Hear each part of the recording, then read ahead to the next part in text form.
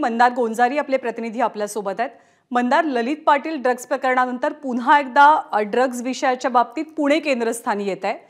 या सगळ्या कालच्या प्रकारामध्ये आतापर्यंत काय ताजी कारवाई करण्यात आली आहे?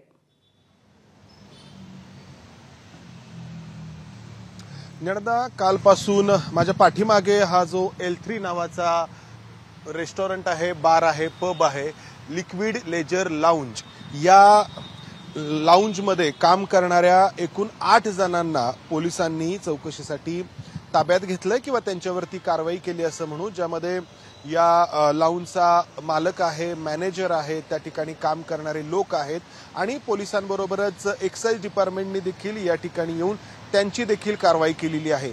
या कारवाईचं स्वरूप असं आहे की हा बार किंवा लाउंज हा वेळ उलटून गेल्यानंतर देखील सुरू होता किंवा अतिरिक्त प्रमाणामध्ये या लाउंजमध्ये दारूचा साठा होता, अशा स्वरूपाची ही कारवाई आहे। मात्र गंभीर प्रश्न जो उपस्थित झालेला आहे तो आहे, या अशा ठिकाणी हा पुण्यातील फर्ग्युसन महाविद्यालय रस्ता आहे, पुण्यातील सर्वात व्यस्त ठिकाण म्हटलं तरी चालेल। अशा ठिकाणी जर अंमली पदार्थ घेतले जात असतील, ड्रग्ज घेतलं जात असेल तर ते अतिशय गंभीर आहे आणि त्याचा उलगडा मात्र अद्यापही झालेला नाही।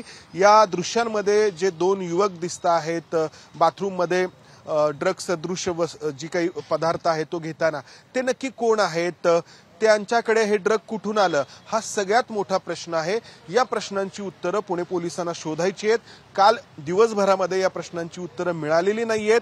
कारवाई झालेली आहे मात्र ती वेगळ्या स्वरूपाची आहे।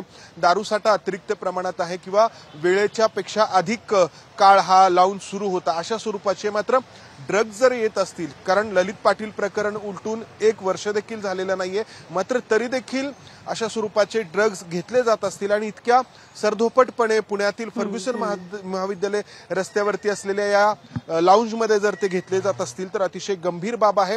पोलिसांनी या प्रकरणाच्या मुळापर्यंत जाण्याची गरज आहे। राजकीय आरोप आणि प्रत्यारोप होत राहतील, मात्र तपास जो आहे तो अगदी मुळापर्यंत जाण्याची गरज आहे।